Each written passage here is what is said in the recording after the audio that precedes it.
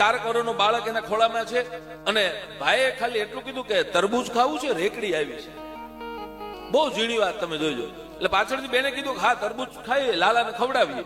એટલે રેકડીની પાસે જયારે ગાડીને ઊભી રાખવામાં આવી ત્યારે પેલો કાચ ઉતારી અને માણસ કીધું એટલે 8 વર્ષ 9 વર્ષની દીકરી સામે આવી. કીધું બેટા તરબૂચ વેચો છો? હા. શું ભાવ છે? કે 50 રૂપિયાનું એક તરબૂચ. છા તો પાછળથી બેન બોલ્યા 50 હોય અટાણે બજારમાં જાય છે, અમને ખબર છે 30 રૂપિયાનું એક તરબૂચ હોય.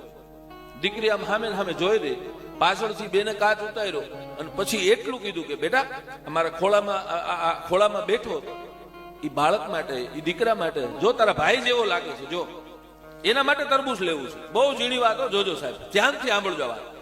આના માટે લેવું છે, તારા ભાઈ માટે લેવું છે, તારા ભાઈ માટે લેવું. એટલું કીધું ને એટલે દીકરીએ કાચમાંથી હાથ લાંબો કર્યો, સામેથી ભાઈએ હાથ લાંબો કર્યો. 4 વર્ષના બાળકે હળવેક તેની કાચમાંથી દીકરાને લઈ લીધો અને રેકડીની પાસે ગરીબ માણસની દીકરી જેને કીધું ભાઈ આમાંથી તારે જે જોઈ લઈ લે. દીકરો છે મૌન છે, 4 કરોડનું બાળક હતું, એને શું ખબર હોય.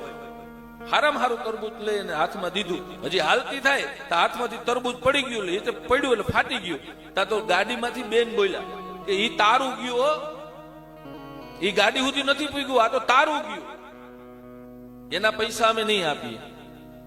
પાછી દીકરી ભાઈને લઈ અને રેકડી પાસે જઈને બીજું તરબૂચ આપ્યું, પછી પોતે લઈ અને તરબૂચ અંબાવી, દીકરાને અંબાવી. દીકરી એટલું બોલી કે તમે આગળ કઈક બોલ્યા હતા કે તને એક જ તરબૂચના અમે પૈસા આપશું.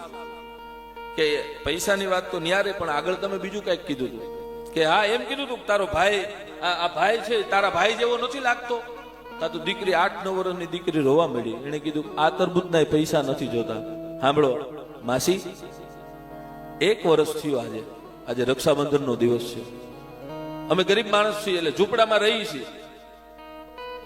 વર્ષથી પહેલા મારા ભાઈને મેં રાખડી બાંધી હતી, પછી 5-15 દી પછી મારા ભાઈને તાવ આવ્યો અને અમે ગરીબાઈ એટલે અમારી પાસે પૈસાની વ્યવસ્થા નહોતી, એટલે અમે એકાદી રાત ખમી ગયા. બીજે દિવસે સવારે મારો ભાઈ છેલ્લા ડહકા લેતો હતો, પડખે બેહી અને મેં હાથ જોડીને કીધું ગયે કનૈયા હે કાળિયા ઠાકર આને બચાવી દે, પણ અમારા નસીબમાં નહીં ને. એટલે આંખ વીતતા વીતતા મારો ભાઈ એટલું કહેતો હતો કે હું ફરીને આવે, રક્ષાબંધન હશે ને તેથી તારી પાસે રાખડી બંધવી જાય. આંખમાંથી કહેતો હતો, બોલ્યો નહોતો, આંખમાંથી મને ઈશારો કરતો હતો.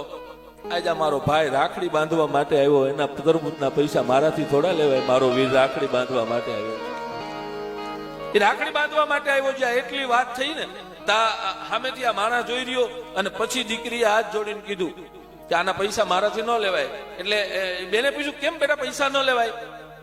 કે પૈસા એટલા માટે મારાથી ન લેવાય, જ્યાં સંબંધની વાત આવી જાય ને ત્યાં પછી પૈસાની વાત નથી આવતી. જ્યાં સંબંધ આવી જાય ત્યાં પૈસા પૂરા થઈ જાય છે. એ બાઈ હળવેક દઈને ગાડીમાંથી નીચે ઉતરી અને એની પાકીટમાંથી 5-7-10 હજારની ઝાંઝરી હતી, ઝાંઝરી લઈને દીકરીને મેળી પહેરાવા. તો એ ભાઈએ ઉતરીને એટલું કીધું કે આગળ તું 20 રૂપિયાની ગણતરી કરતી હતી, અટાણા 10,000નો દાગીનો જાય છે. તો એ 30-35 વર્ષના બેન એટલું બોલ્યા હતા. 7 વર્ષની દીકરી મને સમજાવી ગઈ જ્યાં સંબંધ આવે ને ત્યાં પછી ગણતરી ન કરવાની હોય, ત્યાં ગણતરી ન કરવાની હોય.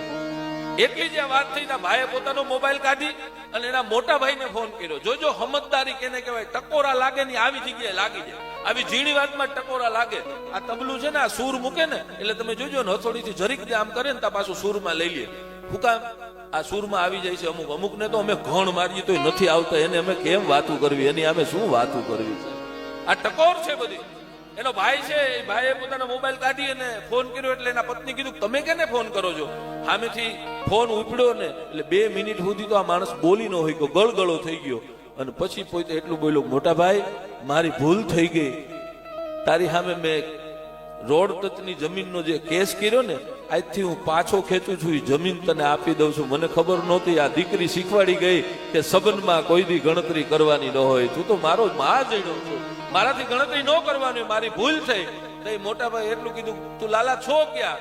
કે ભાઈ અમે રોડ ઉપર છે. કે બેટા હવે જ્યાં ગમે ત્યાં જાતો હોય ત્યાંથી પાછો વળી જા, આપણું જે કાંઈ અટાણ સુધી હતું ને પૂરું કરીને જા, તમામ મિલકત તને હું આપું છું, હવે હું ગણતરી નથી કરતો. સાહેબ આમ જાતું કરજો. મારો કહેવાનો બાવાર તમે ખાલી એકવાર કોક સામે જાતું કરી દો ને એટલે દુનિયાને નમી જવું પડે, નમી જવું પડે, નમી જવું. આ દુનિયાને નમાવા માટે પેલા તમારે નમવું પડે, એમ આ દેશની દીકરી કહે છે.